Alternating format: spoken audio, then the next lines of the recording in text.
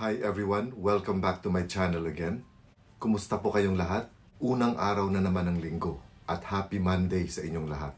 Kanina ay Nagpa Presscon ang kampo ng top 5 respondents na pinangungunahan ni Atty. Mike Santiago bilang abogado ng top 5 respondents.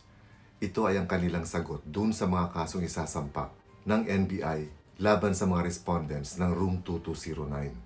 Naipasa na kasi ng NBI itong kanilang mga kaso sa DOJ, pero ayon kay Justice Secretary Menardo Guevara, ipapasa nila ito sa Makati City Prosecutor's Office para magawa ng preliminary investigation. Again, katulad nung nangyari sa PNP na kung saan ay nagsampa rin sila ng kaso sa Makati City Prosecutor's Office at hanggang ngayon ay inaantay pa natin yung resolution kung may probable cause ba yung kanilang kasong isinampa.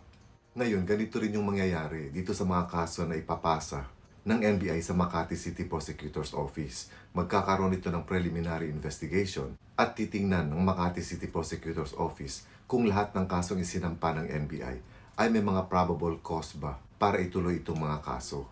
At ayon nga kay Atty. Mike Santiago, magsasampa rin sila ng counter affidavit bilang depensa dito sa mga kasong isinampa ng NBI laban sa kanyang mga kliyente. So, ibig sabihin, nasa desisyon pa rin ng Makati City Prosecutor's Office kung yung lahat ng kasong isinampa ng NBI laban dito sa mga 11 respondents ay matutuloy bang maiakyat ito sa korte. So, pwedeng lahat ng kasong yun ay diringgin sa korte or pwede yung iba ay madidismiss. So, again, huwag tayong malilito dito.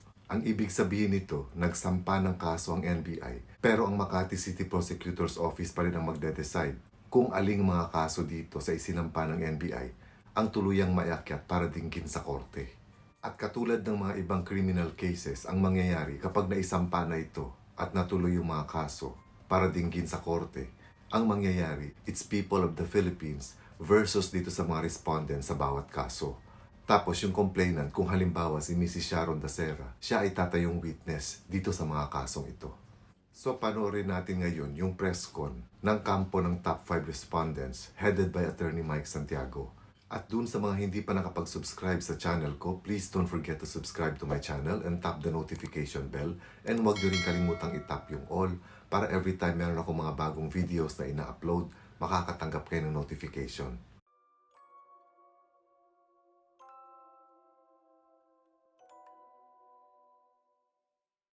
Opinion in their favor by conducting this press conference, aside from issuing a press statement. Number two, are they even the complainants in the case, or would it be the Dacera family? Number three, there's an open admission from the NBI as well as the lawyers of Dacera. That they are in constant communications with each other. So how can we expect that the investigation that was conducted was an impartial one, right? So, basically, just when I arrived, the first time that I heard the full interview, or the full press con that was given by the NBI. So, I'm still at a loss on how to approach this situation that my clients are faced right now. So, they're trying to establish criminal cases based on human nature daw. No, human nature dictates ganito, ganyan. So, kami naman, we're going to answer it using common sense. No? We'll try to answer as much as possible all your questions. So, sige po, let's start with your questions. First, just itatabante niyo sa online. Anong kaso yung additional case na sinampa ng NBI para mabahala po kayo? Well, right now, from what we heard, we have to put on the record that at this point, we haven't received any copy of the complaint affidavit that was supposedly filed by the NBI against several respondents before the Department of Justice. We haven't received any complaint affidavit. So, yung narration of facts, wala pa kami, hindi pa namin alam kung paano. But from what we heard during the press con, several were charged with obstruction of justice, perjury, reckless imprudence resulting to homicide, administering drugs, illegal drugs, and I think since Dr. Sarmiento was charged for falsification of official documents by a public official. So those are the charges. Sir, anything that's contrary to what your clients are saying against the claim of NBI, especially the drugs one?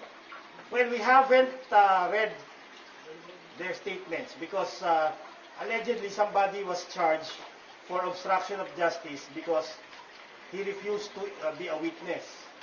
And then, based on the testimonies of I'm just basing this from the storyline of the NBI during the press con. They are saying that somebody gave a statement to the effect that he heard this person na merong drugs na etc. So what's that? Hearsay, di ba? Next.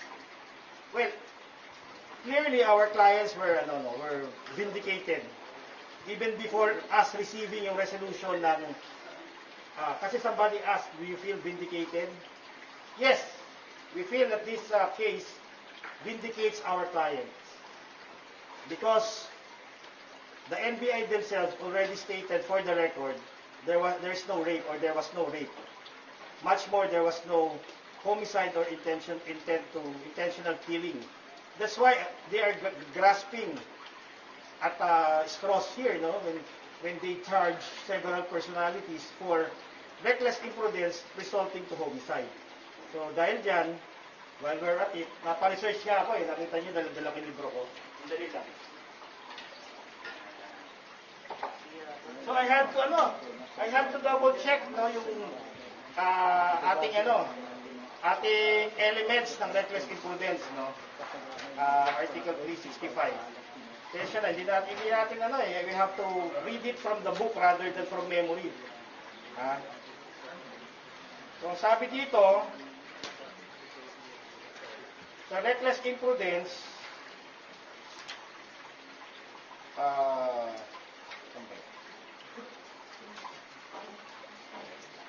elements of reckless imprudence. Okay, that the offender does or fails to do an act, number one. Number two, that the doing or the failure to do that act is voluntary. That it be without malice. That material damage results. Here's the most important element which is lacking in this particular complaint. That there is inexcusable lack of precaution on the part of the offender, meaning itong mga inaakusahan ng reckless imprudence, taking into consideration his employment or occupation, yung trabaho. Wait, who were charged with the reckless imprudence? Valentine, who are the Clark, Louis de Lima, and J.P. de la Serna. Diba? Employment or occupation. Diba? Wala namang mga doktor dito. Diba? Because we're talking of a medical condition, diba? That resulted to the death of Kasi daw, nagrereklamo na magsuka, diba? Na nagsusuka, masakit ang ulo, etc. Degree of intelligence, physical condition, and then other circumstances regarding persons, time, and place. Well, they were what? What were the people there doing at the time, diba? The respondents as well as Christine Dacera were having a party, a New Year's Eve party. So what do you expect? There's taking of alcohol, foods, diba? Games, etc. So, nag-inuman tayo. Okay? Mga may umiinom dyan, nag-inuman kayo. Tapos later on, nagreklamo ka na sa kasama mo, pre, masakit na yung ulo ko, susuka. I feel like vomiting, etc. So ano sasabihin mo? Pre, amats lang yan, di ba? Tama lang ng alak yan. So, payan mo. Di ba? So there should be no expectation na magyayaya kayo sa isa't isa pag nag-inuman kayo. That's why we always say, drink responsibly. So, what is their inexcusable lack of precaution there. Diba? The other thing, they even asked him if she wants to be sent to the clinic or, diba? Go to the clinic. Ano sabi niya ni Christine? I just want to rest here. Doon sa bathtub siya nagpahinga. Dahil ayaw na niya na madumihan yung ano niya. Madumihan yung bedsheet na ano, na maihi sa kama, di ba?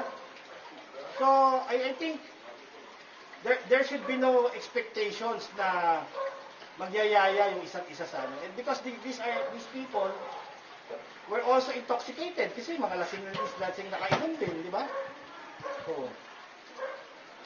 So, nasa hotel kayo. Number 2, New Year's Eve. Di ba? Gustuhin mo pumunta sa ospital, baka wala kang masakyan ba yun that time. So anyway, medyo nakakatawa tong reckless imprudence na resulting to homicide. We normally hear this, yung mga vehicular accidents, di ba, yung nasa sagasaan, namamatay. That's wala pa kaming encounter na ganito, yung na namatay sa inuman, dinimanda yung mga kainuman ng reckless imprudence resulting to homicide. So yung mga kapwa ko dyan na na medyo umiinom, mag-iingat tayo, baka maano tayo, we might be put in the wrong place at the wrong time. Ganyan na mangyari sa atin. Diba? What we're aware sa mga ganitong reckless imprudence, maybe yung mga doctors, no, na nakaka-commit ng medical malpractice resulting to the death of their patients. So, diba, mga doktor yun na, pero even on that note, mahirap pa rin i-prove na mayroon talagang recklessness on the part of the doctor, diba? What more, itong mga to na they were simply having fun and should not be expected morally or legally to care for their drinking buddies, diba? Hindi naman nila anak yun para So, well, let's see, ano talaga yung factual nitong reckless imprudence na to. Okay? Now, on the part naman nito, what the other case, yung kay Dr. Sarmiento, what's the case against him? Falsification. Well, it so happened, sabi ng NBI, magkaiba sila ng findings. But that does not prove that the poor medical legal officer, di ba, falsified any document. In fact, he should be commended for standing his ground on his findings, rather than because the other party, the Dacera family at that time, does not agree with his findings and would want him to change his findings. So it will be in accord with what the Dacera family wants. But nonetheless, Dr. Sarmiento stood his ground. Besides, the Dacera family were, I think, maybe witnessed the autopsy themselves. Like you see Dr. Ramos, she was insisting that there was rape. Pero wala namang rape. They want to Dr. Sarmiento to indicate that there was rape or there was homicide or foul play. But it appears the NBI themselves confirmed that no foul play nor rape happened. Okay? Sandali lang. So kay Dr. Sarmiento kind of leaves a chilling effect, as well as to the lawyer, The lawyer doesn't want the lawyer was charged with obstruction of justice. Not me, another lawyer.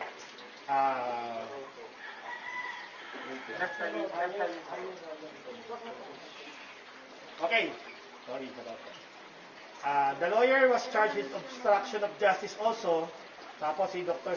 Sarmiento was charged with falsification. This leaves a chilling effect, on public officials and lawyers who are simply doing their job. to protect the interest of the lawyers to protect the interest of their client, and then for the government official who is simply performing his official functions. Why do I say this a chilling effect? If you charge them because they perform their duties, and then while performing, the results does not conform with what their chief has stated publicly, diba? It's a warning that everybody should toe the line, and at the risk of being charged, diba? With sort of the criminal charges like falsification, then obstruction of justice. Okay, now, while the other thing that I took note dun sa interview, we are being our clients were being blamed for not filing. Remember, Romel Galido and JP de la Serna recanted their statements which were taken under duress by the Makati PNP. They recanted it when they submitted their counter affidavit on January 13. Remember, January 13, we are not yet even required to submit our counter affidavits, their counter affidavits. But nonetheless, we already faced the issue head-on, submitted my clients submitted their respective counter affidavits. Now they are being human nature down. If there is a crime committed against you, you would immediately file a complaint or a criminal case against the police officers. That's what the NBI was trying to impress upon the public.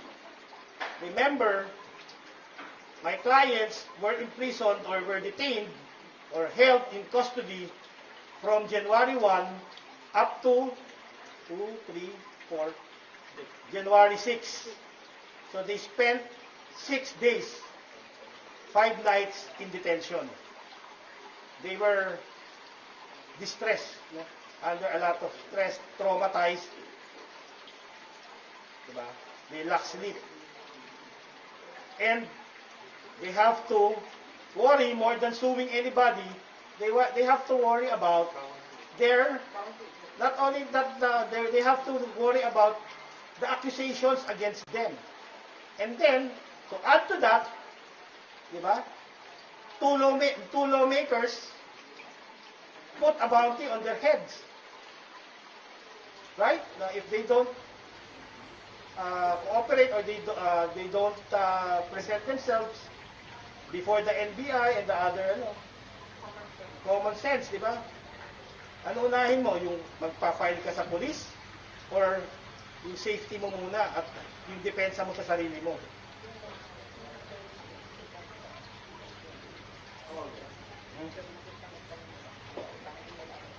Yeah. So, they don't even know kung sino to, because this is different from the police investigator, si Corporal Lopez. These are intelligence operatives, which they do not know the names or the rank. Next. So, okay. Ito, may allegations ng drugs, the respondents voluntarily submitted themselves to yung drug test, and they have submitted the negative results of their drug test as early as January 13 to the prosecutor's office. So, diba? Now, the NBI, what I can remember, was referring to the report submitted by the PNP, yung toxicology report ng PNP on the presence of methamphetamine and chloromethamphetamine. But remember that even that report, we have already raised questions about that. What questions were raised? First, that particular report was available already on February 11, 2021. And yet, the PNP submitted it to the prosecutor's office only on March 1, I think. Which, with questionable results, because apparently, or what they were representing before the what they manifested before the prosecutor's office is that they have sought the assistance of the UP Drug Abuse Center, UP Manila, I think. Yet, at the end of the day, it was them, it was the PNP Crime Lab, who was able to test or conduct the toxicology analysis on this cotton swab. Oh, let's go to that, no? Cotton swabs lang ang basihan para sabihin na may administering drugs, may taking of drugs. Methamphetamine, what's that? Diba? Parang component yata yan ng shabu, no? Napakalinis ng kwarto na yan para swab lang ang Diba? Diba? Usually, merong residue. Merong residue, no? And yet, itong cotton swab, hindi nga ma-specify kung gaano karami yan. No? Gaano karami yung So we have to review. We have to review also we are awaiting for our copy of the complaint affidavit because we will also file counter charges. Diba? We will also file counter charges against diba, these people who are also conducting lies one after the other. We are also preparing counter charges against the Dacera family for malicious prosecution, incriminating innocent persons, diba, perjury, because they wanted to make it appear that there was rape with homicide. And yet, the NBI already categorically stated, no rape occurred. No homicide. Homicide is defined as intentional killing. Diba? Intentional killing. So, they want to force, diba, the issue na may rape with homicide. So, we will file counter charges against them. That's why we feel vindicated by these charges being filed by the NBI. Because it appears that there is nothing to be afraid of. Nothing to worry. So those people, aside from the Dacera family, those people, NBI, also the PNP, We are studying that. Kasi, look, sabi, dapat daw nag-file tayo kami ng charges against the police officers din. If we go to the NBI to seek their assistance, would they help us? Would they help us? Para malaman namin yung identity nitong mga police na to. If we go to the police to ask kung sino yung tao na yon, would they help us? Knowing that we might file charges against them. Kaya nga, that's why we are still also we cannot yet name names at this time because we haven't seen the complaint affidavit. Once we read it, then that's the time. We can decide on who to include in these counter charges that we're also contemplating. Okay? Sir, but for certain kasama siya. Siya nag-execute ng complaint affidavit dun sa di ba? And she was the one very insistent that her daughter was raped. Right? So, anong kaso ulit, attorney? We'll study it. No? But most likely. Well, perjury, malicious prosecution, incriminating innocent persons, those are the, libel. Cybercrime, kasi naka-posted yan sa, Facebook, sa internet, YouTube. Cybercrime and malicious. Malicious prosecution. Okay? Sir, balikan ko lang yung drugs angle. Kasi di ba, sir, I'm sure nabasa yun yung PR ng NBI. Oo. Basically, NBI relied on the testimonies of those in 2007. Yeah. Na, Sarah told them na hide daw yung nasa tutuunan.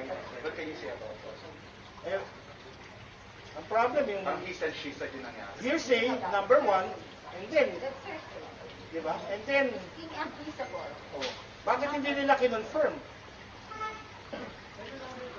Right? Tama ba? Nag-submit din ng drug test yung lima sa NBI, hindi lang sa PNP. Yes, we submitted the copies of the counter affidavits to the NBI and to the CIDG. The negative result. Yes. January 13 naman. January 13, so mga thereabouts, January 14 or 15 namin binigay sa NBI within that same week. Kasi nga, they are also inviting our clients, at that time. They were already inviting our clients. But our position, we are not going to appear there anymore because there was already criminal complaints filed undergoing preliminary investigation before the Office of the City Prosecutor of Makati. So that's why our position then, whatever submissions, whatever pleadings we filed before the prosecutor's office, we provided the NBI and the CIDG with copies of those.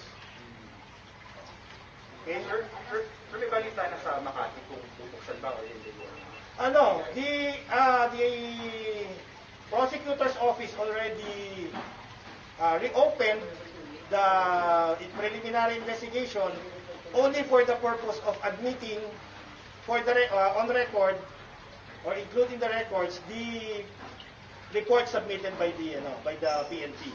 After that, they immediately closed it again and submitted the preliminary investigation for the case for resolution. So hopefully, in the next few days, we can already, given this filing of other cases by the NBI and their categorical statement that there's no rape and there no homicide, eventually in due time, the case pending before the OCP Makati will be resolved. Hopefully, and we're hoping it is resolved in our favor. Kasi there's nothing else to do but to decide it in our favor. Yes, Attorney, with regards po sa reopening ng case, it is necessary for you ba na to appear sa... Hindi na. Tapos na. The case was reopened, inadmit lang, and ano naman yan subject to the sound evaluation and the sound evaluation of the investigating prosecutor as to the probative value of the reports. But again, diba, we have called the last press conference that we called was really for the purpose of putting in question those reports because of the belated submissions, and it appears to be tainted already, contaminated na yung report na yan. Attorney, one lang, just nag-imagine lang ako. With this, sinabi na ng NBA, halos wala na tayong pinagsatalunan kasi wala na rape, walang foul play. Napapag-usapan pa sa kliyente ninyo sa dami na nangyari, dami na nagkasiraan na maayos pa ba ito, amicably? Pwede pa ba Well, I don't think we passed through that point of amicable settlement. Besides, what amicable settlement would they want for the respondents? They are innocent, diba? And there's nothing to amicably settle. You only settle amicably, diba? If number one, you think you're guilty, and then number two, ang dami na pinagdaanan, sabi mo nga ng mga kliyente ko. They have already suffered so much. That's why they're also contemplating on going after their persecutors for moral damages. Diba? They've lost yung source of livelihood nila, na-distract. Diba? Sleepless nights. Oh. Meron nga ako narinig na comment parang ubusan na lang ba ng pera tong kasuhan na to? Wala na nga ba? Walang trabaho yung mga kliyente namin. Oh. Tapos meron na naman panibagong kaso na kailangan nilang harapin. So, painful, no? For them, and distressful nga. Oh. Not only stressful, distressful talaga. Yes. Describe doon sa 5 na isinampa ng NBI. Overkill ba yan para sa clients ninyo? Kasi sinasabi nyo, wala na silang trabaho, yung mga damages. Papakala nyo ba i-describe yung kaso na yun? Well, you said it already, overkill, di ba? Tapos kami naman, talagang sa tingin namin, grasping at straws na to. Di ba? Tapos maganda yung yung press conference ng investigating agent yata. The way she delivered yung explanation niya, talaga convincing, no? Convincing to sway public opinion. Diba? Parang that's a violation niya ng you're discussing the merits of the case. Yung mga respondents, wala pang hawak, naka-kopya ng reklamo sa kanila. Diba? So, bakit gano'n? Sino ba kalaban talaga ng mga respondents? Una, PNP. Diba? Pati si Chief PNP. Up to the chief when he said, case closed. Kala ko ba case closed na? Oh. Next. Sino ba? Yung Dacera family ba? Yung PNP ba? NBI? All of the above. Right? Bakit? Bakit naman sa dinabi namin ng mga ng mas malalaking natin, criminal bakit nakasenter tayong lahat dito sa pagkamatay ni Christine Dacera? Which appears to be natural, di ba? Sinabi na nga ng The NBI even confirmed yung aneurysm. Oh. And noted na merong drugs, medication being taken for hypertension. Now, if you're a responsible person, you know that you're taking hypertensive medications, diba? Di kaya you should be responsible for yourself. Any other questions? Wait, may phone-in question si si Jack. Anyway, let's see if I can So si Jack sabi niya, reaction niyo sa interview ng isang bading sa kabilang room na si Galido ang nag-alok ng drugs. Well, we cannot, we haven't, as I told you earlier, we haven't read the complete affidavit nor as well as the accompanying affidavits of the alleged witnesses. No? So, we cannot yet comment on that. If there is any statement to that effect, we will study our options as to the filing of perjury charges against these witnesses then. So we're no longer taking this on the defensive side na lang. We will also face this accusers head on na. Di ba? Hindi, lagi na lang kami ng depensa na lang kami ng depensa eh. Pwede na siguro kami, it's time for us to take the offensive. Now, dahil they're putting the challenge before us na hindi kami kumikilos eh. Diba, they're challenging our clients na bakit hindi magsampa ng kaso. Siguro with that, it's a wake-up call for them to take the offensive and file the necessary charges against these responsible persons. Diba? At pagka nakuha namin yan, actually, we don't even have to wait for the resolution ng Makati kasi meron ng NBI na mismo nagsabi, walang rape, walang homicide. Diba? So, pwede na. Tapos, pag nakuha pa namin yung copy ng complete na final nila, we'll see. That will strengthen din our case. Pwede isang magsalita sa kanila kahit general statement lang, hindi na answer. If there are no other questions for me, para right after the statement, anybody who wants to talk? Okay.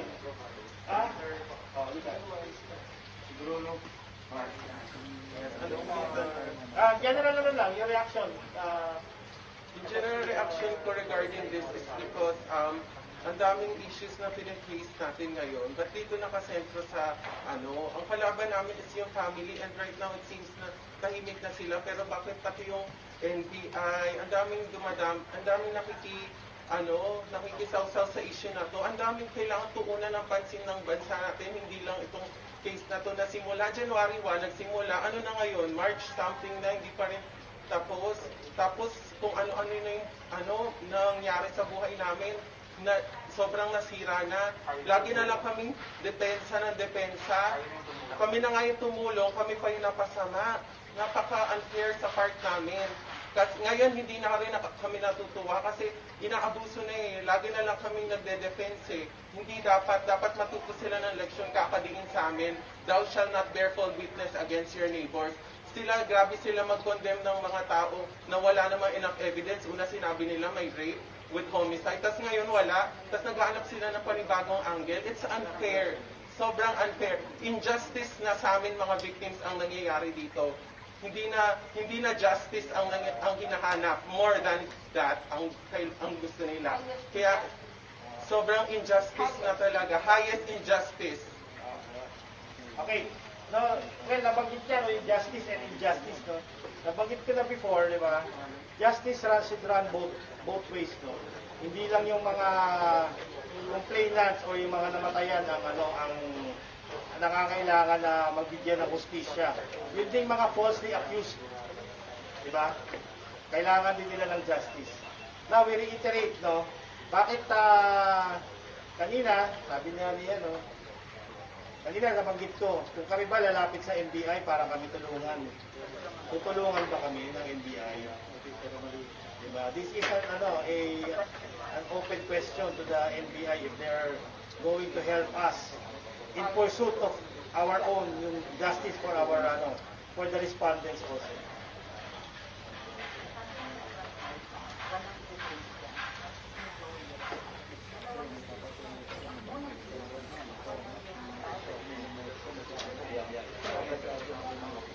Okay. So, regarding dito sa obstruction of justice na final kayo dun sa isang lawyer, no? Sabi, kung mag-a-accuse daw, or mag-hurl na accusations, dapat daw bilang abogado, may ebidensya. Well, attached to the to the affidavit of that particular lawyer, meron siyang in-attach na dalawang sets ng statements na kinuha ng Makati PNP. The first statement, walang mention ng drugs.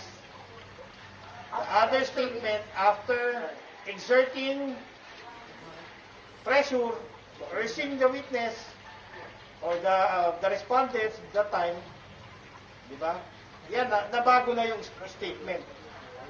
Di ba? So again, sabi, human nature.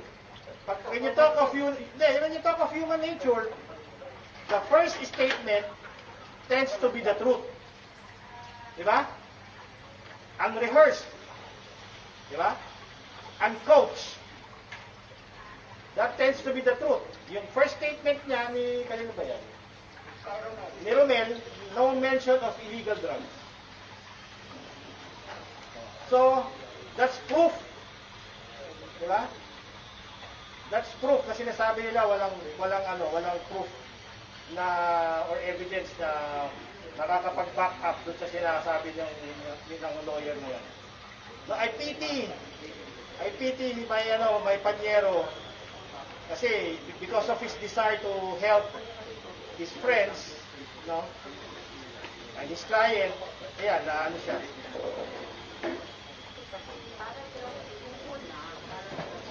Sorry.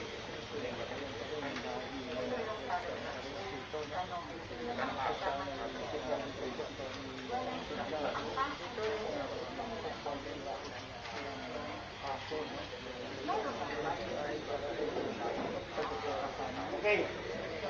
First statement taken. Nakalagay dito. Tanong, number 8. Sino itong mga kasama mo na iyong ginising para tumulong sa iyo? Sagot. Sila John Paul de la Serna at JP Gregorio de Guzman at Digo, Clark Rapanan at si Valentine Rosales at Chen. At natanggalin namin si Tin sa batang ay Tinigan namin siya sa sahig ng CR. Tapos, sa statement na isa, no, yung question 8 na iba na.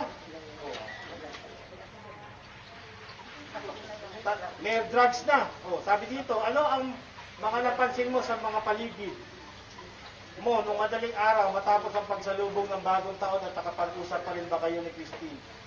Nakita ko si Valentine at si Clark na naghahalikan doon sa pinakadulong bed, malapit sa bintana, nakatapless si Valentine. Pero tanda ko, bago mag 2 a.m., lumapit sa akin si Christine. Tapos may binulong siya sa akin na parang ibang nararamdaman niya, na parang may halo sa ininom niya. Napatanong ako sa kanya na sino, at she quoted, I think, somebody. Diba? Wala yan sa ulo. So, clearly, Mali yan sa yung claim na walang ebidensya, meron, ayan, na maliwanag naman, Labis natin yan. Oh. January, basta we submitted this and provided the NBI with a copy. Lahat ng submission namin, may kopya ang NBI DID. Kasi nga, we don't want to ignore their invitation. We do not want to obstruct justice. Okay? With that, maraming salamat po sa inyo. Ano? Sige. Kasi ang NBI, pwede bang isang tantamang to say po na question ninyo ang DOJ kasi ang DOJ ang nag-utos sa NBI investigahan ang insidente. No, we're not in the DOJ kasi the secretary is the boss, no? Even the prosecutor's office in Makati, that's under him. Under the DOJ secretary. We're not questioning the Secretary of Justice. What we're questioning is tong maneuvers ng NBI, no? Yung kanilang motive for even conducting a press con ahead of us receiving yung copy ng complaint affidavit. Diba? Tapos yung sabi nila, constant coordination with the Dacera family. If you're conducting an impartial investigation, you don't need to coordinate with anybody. Diba? So, okay. Thank you.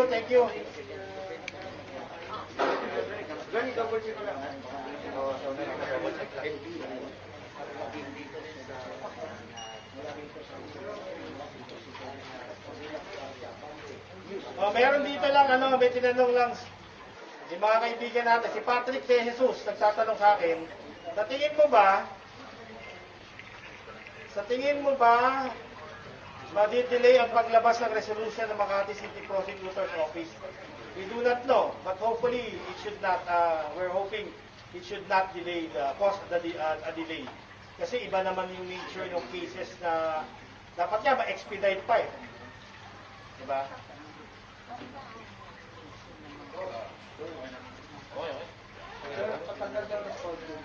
Kukuhanan lang namin sila lahat. Tatanggalin lang mo yung ano.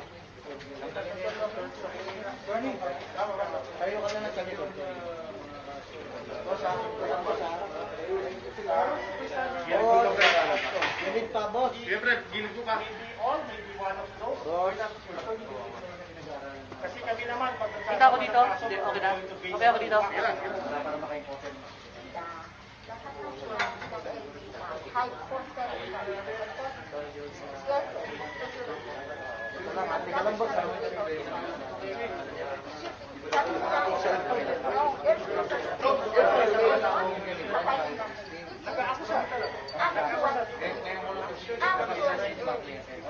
You don't observe because that is the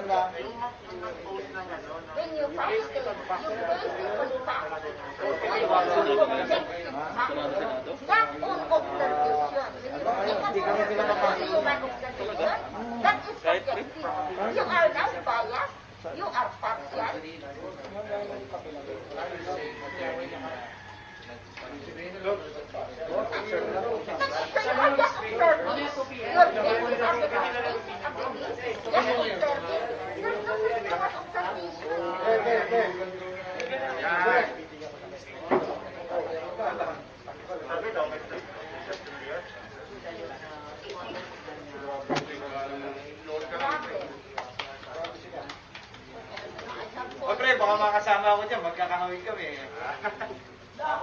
Thank you, ah. Thank you, attorney. Hello po.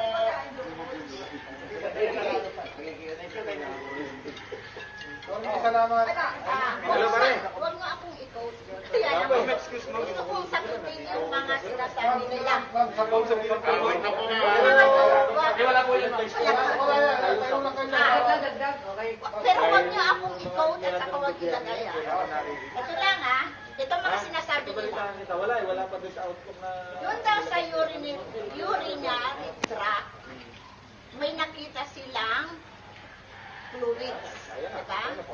Magkaiba daw ng kay Sarmiento. Ito, sagot naman natin. Nag-administer ka ng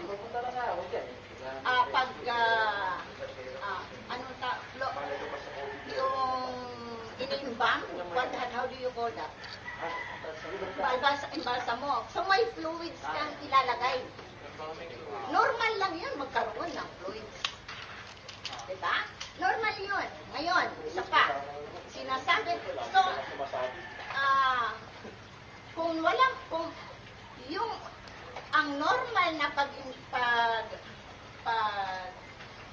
autopsy, yung urinary, ginagaling niya kung may laman. Hindi binubuksan. Kasi hindi naman yun ang issue eh.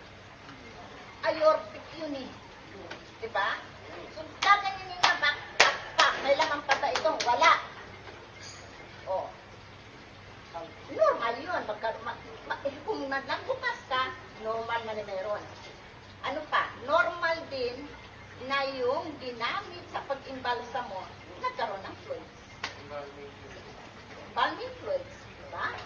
Oh. Paano nila masasabi na there is falsification at Sarmiento? Kawawa naman.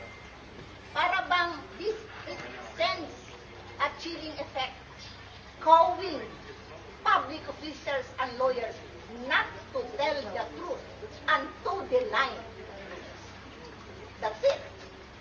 If you don't go with what the superiors say, this will happen to you. Kawawa naman ang lawyers, kawawa naman government officials.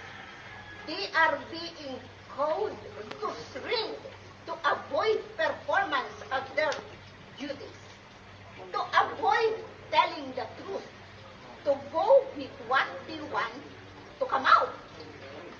Parang may bagong dating. Ano ba yun? Okay? Late na yun. See? Hindi naman, iniisa-isa ko eh. Kahit anong anggulo. Sinasabi nila, kahit anong anggulo. When you file a case, you don't file based